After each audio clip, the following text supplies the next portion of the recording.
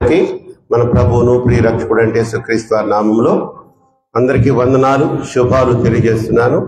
ఒక్కొక్కటి ప్రియమైనటువంటి దేవుని బిడ్డలారా, రైల్వే క్రిస్టియన్ సమాజ సంఘ సభ్యులారా, మరొక శుక్రవారపు ఆరాధనలో దేవుడు ఈ విధంగా మనందరినీ సమకూర్చి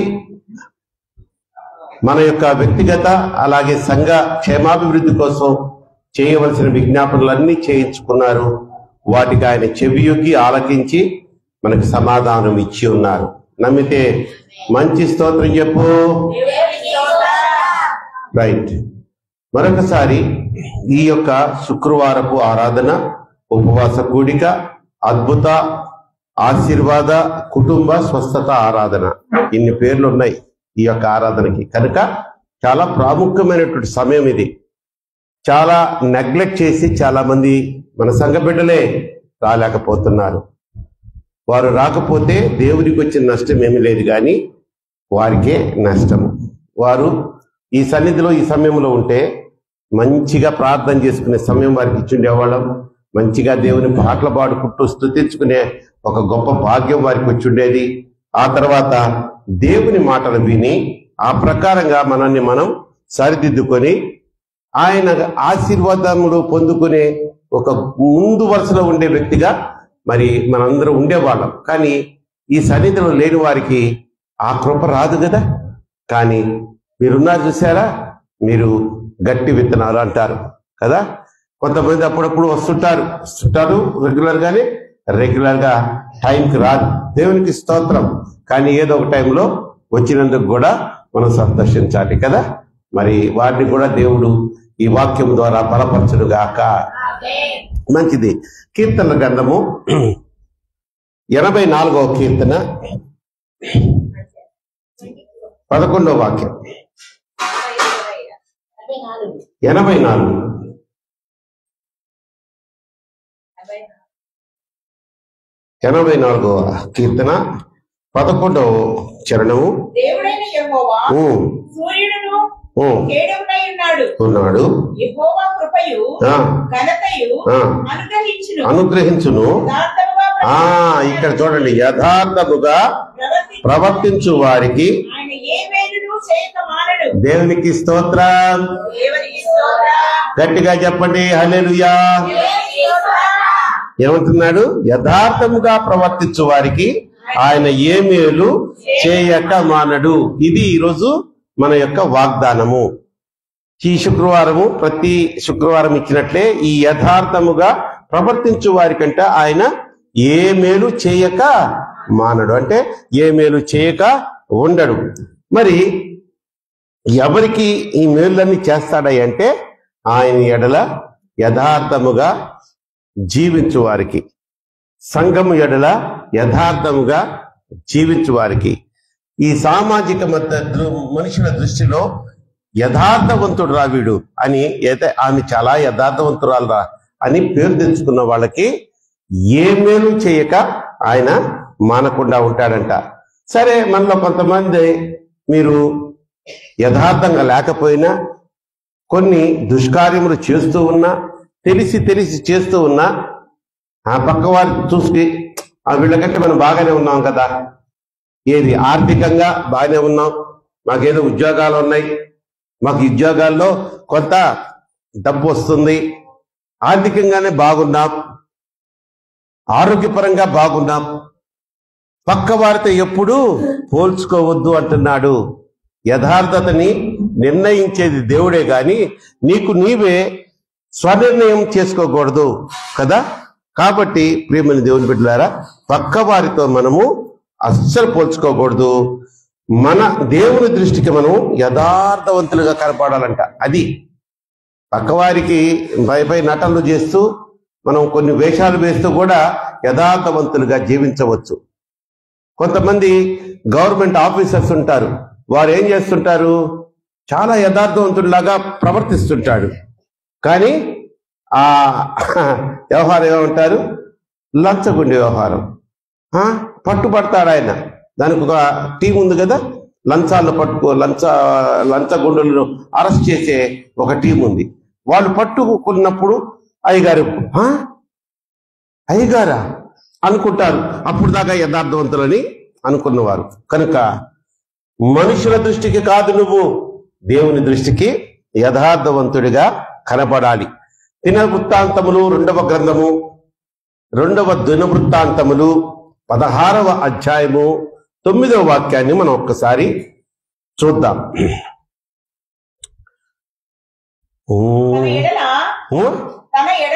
బాగా అందరు తీసారా? అది అక్కడ నోట్ చేసుకోండి. దాన్ని మీ దగ్గర పెన్నులు ఉంటే దాన్ని అండర్లైన్ చేసుకోండి. 2వ దినవృత్తాంతములు 16వ అధ్యాయము 9వ వాక్యం. తల్లి అమ్మ చదువు. తన ఎడల యథార్థ హృదయము కలవారిని వారిని బలపరచుటకై యెహోవా కనుదృష్టి లోకమందంతటా సంచారము చేయుచున్నది. వీలైతే గట్టిగా చప్పట్లు కొట్టండి. ఇది చప్పట్లు కొట్టి దేవుణ్ణి మహిమపరచవలసినటువంటి సమయము. ఆ వాక్యము తన ఎడల యథార్థ హృదయము గలవారి మీద వారిని బలపరచుటకై. చూసారా? ఊరికినే యథార్థ హృదయం గలవాడు ఎవడు అని ఇట్లా చూడడం కాదు. దేవుడు యథార్థ హృదయము కలవారిని బలపరచుటకై. నా బిడ్డ యథార్థ హృదయంలో ఉండి కూడా ఎక్కడన్నా శోధనలో ఇరుక్కున్నాడా? ఏదన్నా శోధింపబడుతున్నాడా? సాతానుడు ఆ యథార్థతను పడగొట్టాలని చూస్తున్నాడా? ఆ నీతి కార్యములు చేయకుండా పాప కార్యముల వైపు ఆ దృష్టిని నిలుపుతున్నాడా అని ఆయన కనుదృష్టి అంట రైల్వే క్రిస్టియన్ సమాజం చుట్టూ తిరుగుతూ ఉంటుందా? విజయవాడ చుట్టూ తిరుగుద్దా? లోకమంతా అమ్మ. లోకం అంటే ఈ తిరుగుతున్నటువంటి ఈ భూమి మీద ఉన్న యథార్థవంతులుగా ప్రవర్తిస్తున్న వారికి మేలు చేయాలని ఆయన కనుదృష్టి అంటే ఎప్పుడు గింతే. అందుకే ఆయన కురుకుడు నిద్రపోడు. అట్లంటే కొన్ని వెళ్ళిపోతారుగా. కొంతమంది భూమి తిరుగుతూ ఉంటది, అలా చూస్తూ ఉంటాడు. మధ్యలో ఉంటే అట్లా రెప్పగొట్టాడు అనుకో, కొంతమంది తప్పించుకొని పోతారుగా. ఆ ఛాన్స్ కూడా లేకుండా అంతగా మనల్ని రక్షించి ఆదరించే దేవుడు. కనుక యథార్థంగా ప్రవర్తించే వారికి ఏ మేలు చేయక మానని దేవుణ్ణి మనము ఆరాధిస్తున్నాం. లోకంలో మనం ఎక్కడున్నా సరే తల్లి, నువ్వు ఆఫ్రికాలో ఉన్నావా, అమెరికాలో ఉన్నావా, ఎడారి ప్రాంతంలో ఉన్నావా, ఆ ఎడారి ప్రాంతం అంటే అదే కదా, కువైట్ ఇవన్నీ అవి గల్ఫ్ కంట్రీస్ అంటారు. మంచి సమృద్ధిగా నీరు అన్ని ప్రవహించి పారేటువంటి పంటలు పండేటువంటి విజయవాడ పట్టణంలో ఉన్నావా? అది కాదు ఆయనకు కావాల్సింది. యథార్థమైనటువంటి హృదయము గల వారిని బలపరచుటకు లోకమంతా సంచారము చేస్తుంది. యథార్థవంతుడు కనబడ్డా? మేలు చేయక నీవు ఉండలేవయ్యా, ఆరాధించక నేను ఉండలేనయ్యా. మేలు చేయక నీవు ఉండలేవయ్యా, ఆరాధించక నేను ఉండలేనయ్యా. యేసయ్యా యేసయ్యా యేసయ్యా యేసయ్యా. అమ్మా దేవుడు చూడండి, యథార్థవంతులంటే ఎవరు? మనందరూ యథార్థవంతులమే పుట్టినప్పుడు. అందుకని అంటాడు చూడండి, చిన్న పిల్లల లాంటి మనస్తత్వం కలిగి మీరు లేకపోతే పరలోక రాజ్యంలో ప్రవేశించుట అసాధ్యం అంటున్నాడు. చిన్న పిల్లల లాంటి మనస్తత్వం ఈరోజు నీకుందా, నాకుందా? ఎక్కడ మనకున్నారు? యవ్వన కుమారులకుందా? లేదు. చిన్న పిల్లల మనస్తత్వం అంటే ఏదో ఒకసారి చెప్పండి, మీకు తెలిసిన అనుభవాలు. అమ్మా వాళ్ళలో సరే వాడిని అప్పుడే గద్దిస్తాం మనం ఏడుస్తాడు. లేదు లేదు మా బుజ్జి నా బుజ్జి అనగానే వాళ్ళు ఇట్లా నవ్వుతా మనల్ని వచ్చి గట్టిగా వాటేసుకుంటాడు. వాడికి కల్మషం తెలియదమ్మా, కుళ్ళు తెలియదు, ద్వేషించడం తెలియదు, ఇప్పుడు మనల్ని తిడితే ఎవడైనా వెంటనే లేదులే అన్న సారీ అంటే ఎవరు ఊరుకుంటామా? నీ సంగతి చెప్తారన్న టైం వచ్చినప్పుడు అనుకుంటాడు వీడు బామ్మద్దిగాడు, మామూలుడాడు కాదు. కానీ యథార్థవంతులుగానే మనల్ని సృష్టించాడు. దానికి ఒక మనం చూద్దాం. ప్రసంగి గ్రంథము, దేవునికి స్తోత్రం, 7వ అధ్యాయము. ప్రసంగి గ్రంథము 7వ అధ్యాయము 29వ వాక్యాన్ని చదవండి తల్లి. 7:29. అవునమ్మా. ఇది ఒకటి మాత్రము నేను కనుగొంటిని ఏమనగా దేవుడు నరులను, చూడండి జాగ్రత్తగా రండి, దేవుడు నరులను అంటే మనల్ని, దేవుడు నరులను యథార్థవంతులుగా పుట్టించను గాని. నేను చెప్పింది తప్ప? యథార్థవంతులు అంటే ఎవరమ్మా? మనమే. మనల్ని దేవుడు ఎలా పుట్టించాడు తల్లి? యథార్థవంతులుగా పుట్టించాడు. మంచి స్తోత్రం చెప్పు, హల్లెలూయా. వీఆర్ ఆల్ అంతే. ఒక విధమైనటువంటి రైచియస్నెస్, నీతిమంతులుగా పుట్టించాడు మనల్ని, నిజాయితీ పనులుగా పుట్టించాడు. పుట్టించడు గాని వారు వివిధమైన తంత్రములు కల్పించుకొని కొని ఉన్నారు. అది ఆయన మనల్ని చిన్నపిల్లలుగా పుట్టించినప్పుడు చిన్నపిల్లల మనస్తత్వం ఎలా ఉందో చివరి వరకు అదే మనస్తత్వంతో మనల్ని పుట్టించి సృష్టించి వదిలాడు. నరులు ఏమైపోయారంటే ఎదిగే కొంది వాళ్ళ వారు తంత్రములు సృష్టించుకొని ఉన్నారంట. తంత్రములు అంటే ఇక సకల విధమైనటువంటి దుశ్చర్యలు. ఎదుటివాడిని ఒక చెంప మీద, ఎదుటివాడిని ఒక చెంప మీద కొడితే రెండో చెంప చూపించరా అంటే నువ్వేమో వాడి దవడలు పగలగొట్టి ఎముకలు ఎర్రగొట్టి ఇదే ఒక తంత్రం. దేవుడు చెప్పలా, చిన్నపిల్లలాగా యథార్థవంతుల్లాగా పుట్టించాడు మనల్ని. అవునా తల్లి? అలాగే చిన్నపిల్లల్ని నేను చిన్నప్పుడు మా అక్క బిడ్డలు వాళ్ళు ఉండేవాళ్ళు, మా అన్న బిడ్డలు.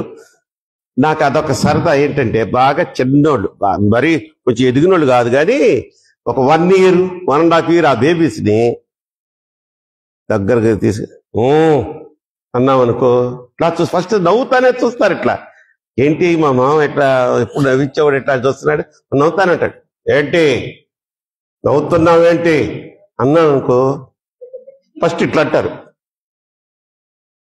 ముక్కులు ఎట్టి అంటుంటారు. అంటే మొదలు పెడతారమ్మా. ఆ దృష్టి నాకు శాడిస్ట్ అండి, చాలా ఇష్టం. వెంటనే నా తల్లే మా నాయనే ముడుచుకోగలని వాళ్ళు వెంటే నవ్వుతారమ్మా. నిజంగా ఎంత గొప్ప తత్వం కదా అది. అమ్మా అలా ఉండడం మనం నేర్చుకుందామా? ఇలాంటివి నేర్చుకుంటే తల్లి సులువుగా పరలోకానికి వెళ్ళిపోతాం మనం. అంతేగాని ఏంటి అంటే ఏంటే అనుకుండా అన్నా ఒక పింకిదానా కొంచెం దేవుడు కూడా మెచ్చుకోడు. కనుక తల్లి చిన్నపిల్లల మనస్తత్వం కలిగి వారు యథార్థవంతులని మనం నేర్చుకున్నాము.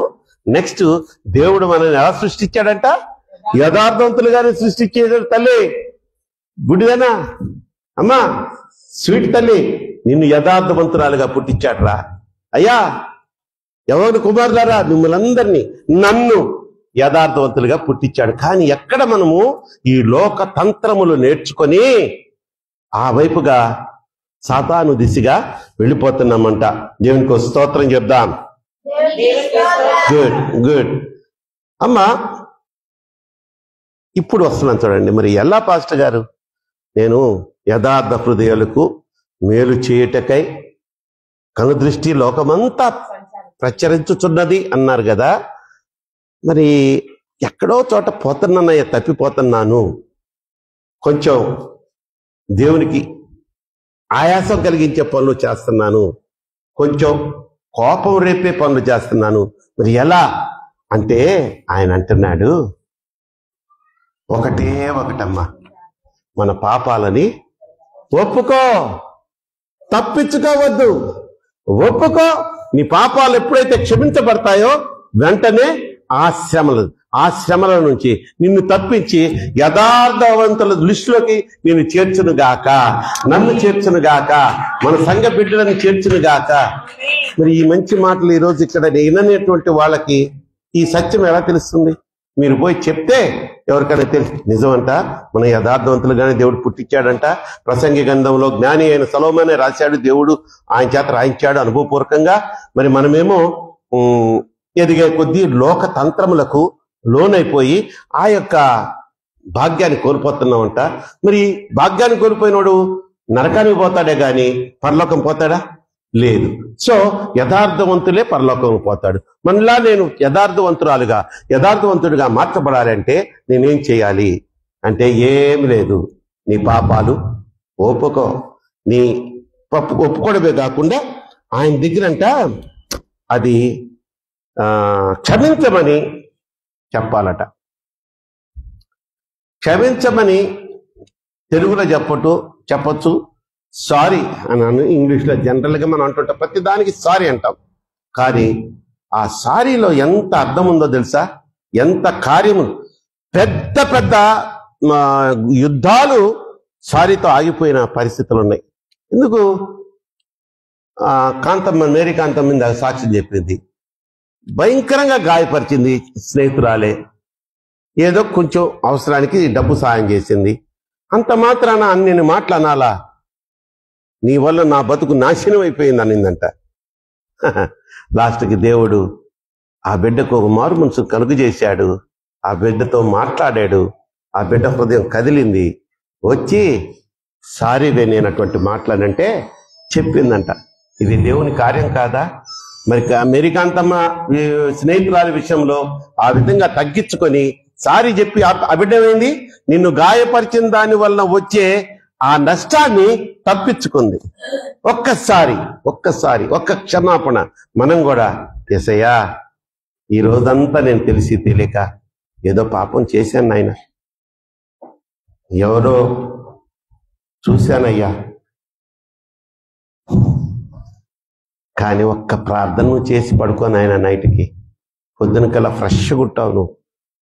నువ్వు యథార్థవంతుడిగా మార్చేస్తాడు అప్పటికప్పుడే. నా బిడ్డ ఒప్పుకున్నాళ్లే, ఇప్పుడు ఏం చేస్తాడు మరి? లోకం ఈ సాతానుగాడు ఈయన ఎందుకులే ఆ రోజుల్లోనే తొక్కేసి ఉండాల్సింది. నా బిడ్డలు ఈ విధంగా విసిగిస్తున్నాడా? కరుణామయుడైన కృపామయుడు మనల్ని ప్రేమించేదానికే వచ్చాడు. నీకోసం నా కోసం ఈ పాపము నుంచి రక్షించేదానికే శిలువ మీద ఆయన బలియాగమైపోయాడు. నిన్ను నన్ను నరక యాతన పెట్టి ఆ యొక్క నరకాగ్నిలో శిక్షించటకు ఆయన రాలేదు. అటువంటి దేవుడు నువ్వు క్షమాపణ అడిగితే sorry dad, sorry my lord, క్షమించు తండ్రి అంటే ఇక అసలు ఎలా అంటారంటే, నాకు ఒక ఊత పదం ఉంటుందే, మురిసి మూరుడవుతాడని. అంతే, ఆ దేవుడు కూడా అంతే. కనుక మనం క్షమించమని అడగాలి. ఒకసారి సామెతల గ్రంథము చివరిగా చూసినట్లయితే, సామెతల గ్రంథము 28వ అధ్యాయము 13వ వాక్యాన్ని చూద్దామమ్మా.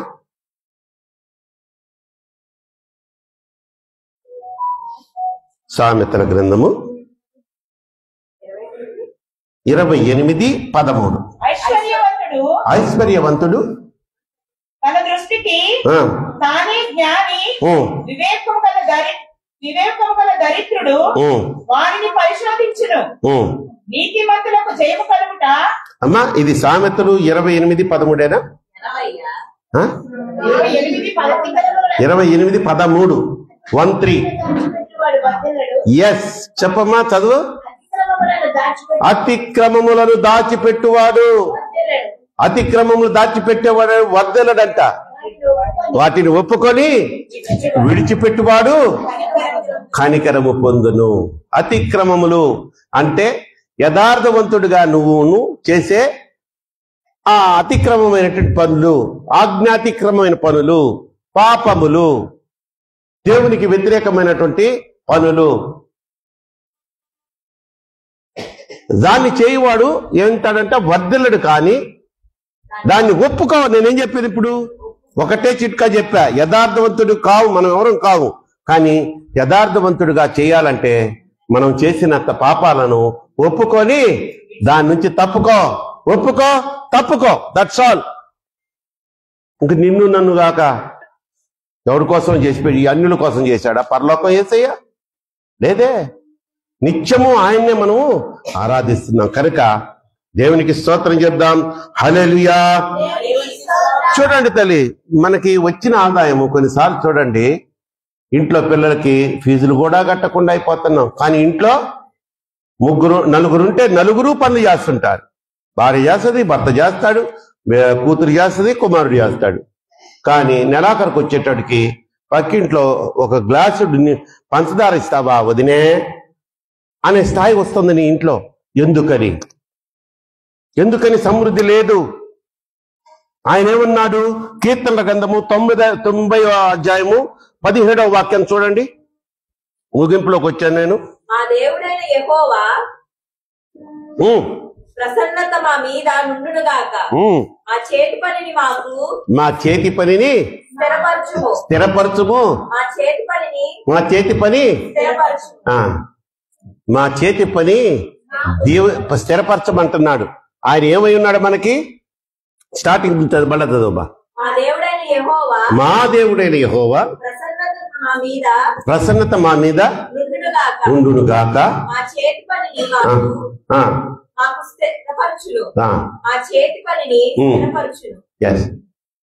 ఆయన ప్రసన్నత మన మీద ఉంటే నీవు ఇబ్బందుల్లో నువ్వు సంపాదించింది సిల్లి సంచిలో వేసిన చిల్లర్లాగా జారిపోదు.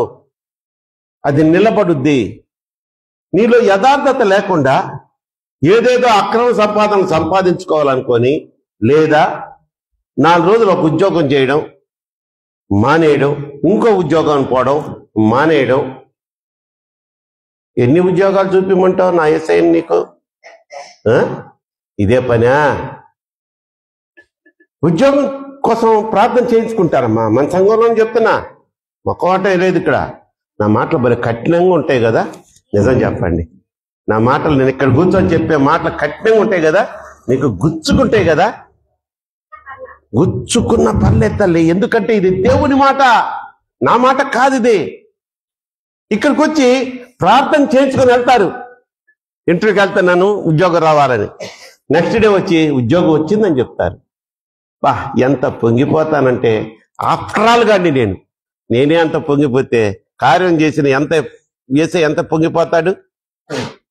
కరెక్ట్గా శుభం అంటారు ఎవరు? మన అన్యులైతే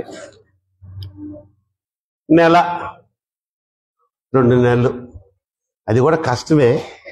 1 నెల జీతం ఇస్తాడు ఆడు, 2వ నెల జీతం లేట్ చేస్తాడు. మానేస్తున్నారు నిర్మోహాటంగా. అసలు భయము. మానేస్తే ఎలా? ఇంట్లో కొంచెం కష్టంగా ఉందే, ఎలాగైనా చేసి పోదాము. తుమ్ములు వస్తాయి, మానేస్తారు.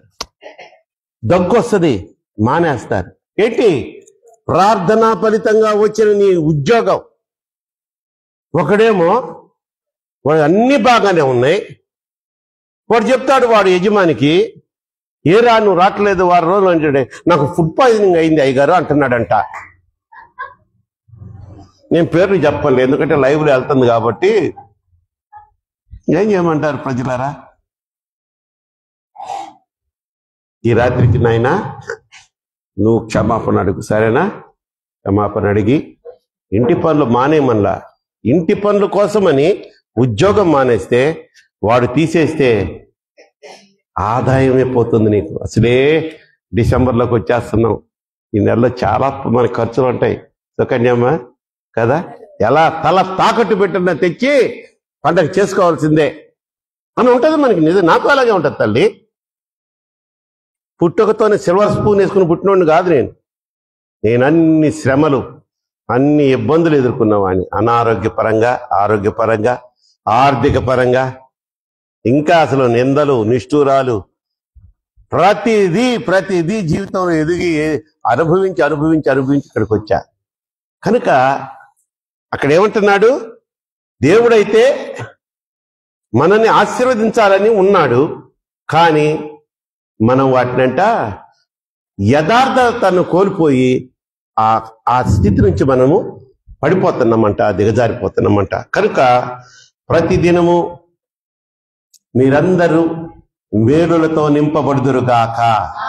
మీరందరూ యథార్థవంతులుగా జీవించేదానికి ప్రయత్నించి, ఒకవేళ ఎక్కడైనా తప్పిపోతే ప్రతి దినము ఆ రాత్రికాల సమయంలో మీరు పడుకోబోయే ముందు ప్రార్థన చేసి పాప క్షమాపణ పొందుకొని తిరిగి యథార్థవంతులుగా మార్చబడుదురుగాక. మరి ఇంత ధైర్యంగా ఎలా చెప్తున్నావయ్యా? దొంగ, శిలువ మీద ఉన్న దొంగ, ఆయన ఏమన్నా ఉపవాస ప్రార్థన చేశాడమ్మా? ఆరాధించదను అని ఏమన్నా పాట పాడా? లేకపోతే ఏమన్నా వాక్యాలు చెప్పాడా? ప్రార్థన చేశాడు? ఏమీ లేదే. మరి దొంగ, ఇతరుల సొమ్ము దోచుకొని ఇతరుల హృదయాలను గాయపరిచిన వాడు. ఏమో ఆ సమయంలో నిద్రలేస్తే ఎవరినైనా హత్య కూడా చేసి ఉండొచ్చు. దొంగలకి మరణ శిక్ష వేస్తారమ్మా ఎక్కడైనా? ఏరా రైస్, దొంగతనం చేస్తే మరణ శిక్ష, ఉరి శిక్ష వేస్తారా? లేదుగా. మా అయితే 1 సంవత్సరమో 2 సంవత్సరాలు, దొంగతనం తీవ్రతను బట్టి 4 సంవత్సరాలే శిక్ష వేస్తారు. వాడికి ఏసే పక్కన శిలువ వేయబడిన దొంగ అంటున్నారు. శిక్ష ఏంటి? మరణ శిక్ష. ఎందుకైంటిది? వాడు ఆ దొంగతనంతో పాటు హత్యలు కూడా చేసి ఉంటాడు. ఒకే ఒక క్షణం రిపెంటెన్స్ అంటే మారు మనసు పొందాడు. అరే, మనమైతే నిందిస్తున్న దొంగతో మనమైతే ఈ శిక్షకు అర్హులము, కానీ ఈయన ఏ తప్పు చేయలేదు. యేసుక్రీస్తు ప్రభువా, నీవు నీ రాజ్యముతో వచ్చినప్పుడు, అంటే ఇంకా రాలా, వాడు అడిగింది ఎప్పుడు వస్తావో అప్పుడు, నీ రాజ్యముతో వచ్చినప్పుడు నీ రాజ్యములో నన్ను జ్ఞాపకం చేసుకుంటే, మా బోళా యేసయ్య ఏమన్నాడు తెలుసా? నేడే నీవు నాతో కూడా పరదేశంలో ఉండు అన్నాడమ్మా. నేడే నీవు నాతో కూడా పరదేశంలో ఉండు అన్నాడు. అంత తొందరగా మన పాపాలను క్షమిస్తాడు. కనుక ప్రియమైన దేవుని బిడ్డలారా, ప్రార్థన చేసుకుందాం. యథార్థంగా ఉండడానికి మనం ప్రయత్నం చేద్దాం. ఒకవేళ ఎక్కడైనా తప్పిపోతే, మనుషులం కదా, సైతాను శోధనలో మనము బంధింపబడి ఉన్నాము. ఈ లోకనాథుడు ఎవడు? వాడే, సైతాను గాడు. వాడు పెట్టే శ్రమలకు మనం చాలా ఇబ్బందులు పడుతున్నాం. కనుక మనం యథార్థవంతులుగా ప్రతి దినము మనం మార్చబడడానికి ఆయన రక్తంలో మనల్ని కడుక్కుందాం. ఎలా? పాప క్షమాపణ కోసం. అలాగే ఆయన ప్రార్థన చేసుకొని మనం చేసిన పాపాలను ఒప్పుకొని వీలైనంత వరకు మరలా అవి తిరిగి చేయకుండా, తిరిగి చేయకుండా వాటిని విడిచిపెట్టేద్దాం. అప్పుడంట అపారమైనటువంటి యేసయ్య కృప నీలో నాలో ఉండునుగాక. యెహోవా నా బలమా, యథార్థమైనది నీ వాక్యం, పరిపూర్ణమైనది నీ మార్గం. యెహోవా దయగల వారిపై దయ చూపించు, కఠినుల ఎడల వికటము దయగల వారిపై దయ చూపించు, కఠినుల ఎడల వికటము సర్వీకుల యొక్క కల్వము అన్నదు, సర్వీకుల యొక్క కల్వము అన్నదు, కల్వము ఎరిగి సర్వాధికారి, కల్వము ఎరిగి సర్వాధికారి యెహోవా.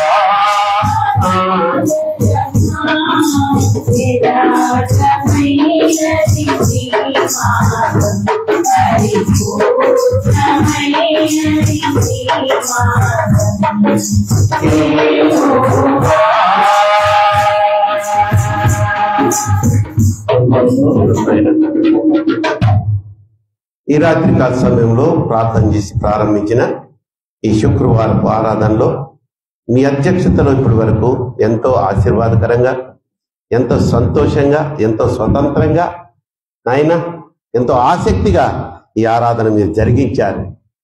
మీరే మాతో లేకపోతే ఈ తృప్తి మాకు ఉండదు, ఈ మంచి మాటలు కూడా మాకు ఉండవు నాయన. ఎస్, మీరు మాతో ఉన్నారు, మాలోనే ఉన్నారు.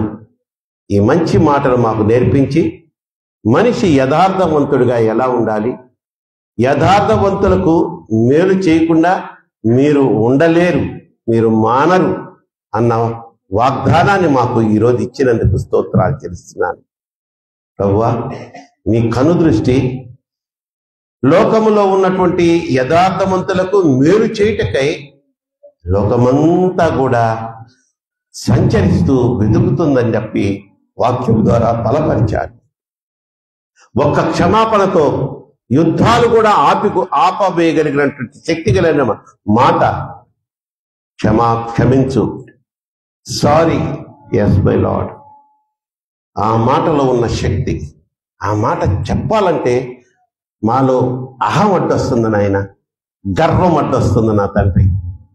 మమ్మల్ని గర్వాంధులుగా చేయకుండా మమ్మల్ని మేము ఎప్పుడు తగ్గించుకుంటూ నిన్ను మాలో ఎత్తి చూపే బిడ్డలుగా మమ్మల్ని మార్చుకోండి.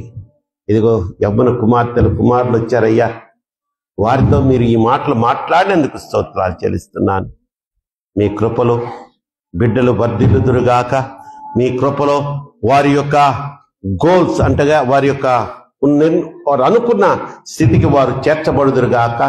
ప్రతి ఒక్కరూ, ఏ ఒక్కరూ నా తండ్రి మీరు దాటిపోకుండా ప్రతి ఒక్కరిని మీ హక్కుని చేర్చుకొని ఆశీర్వదించుదురుగాక. నా ప్రభువా, నా దేవా, ఈ నా నోటి మాటలను స్థిరపరచండి, ఈ ఆశీర్వచనాలను నెరవేర్చండి. ఈ యవ్వన కుమార్తెలకు సంపూర్ణమైనటువంటి ఆయుష్, ఆరోగ్యం దయచేయండి. సంఘ బిడ్డలకు కూడా పరిపూర్ణమైన ఆయుష్, ఆరోగ్యం దయచేయండి.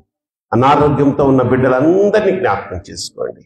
ముఖ్యంగా పద్మ, వారి కుమారుడు పవన్, అలాగే చిన్న కుమార్తె, ముగ్గురు ఒకే ఇంట్లో తీవ్రమైన జ్వరము, నీరసము, లేచి ఆహారం తీసుకోవాలంటే విరక్తి, సకల విధమైనటువంటి బలహీనతలో వారు శోధింపబడుతూ ఉండగా స్వస్థత వారిలోకి ప్రవేశించునుగాక.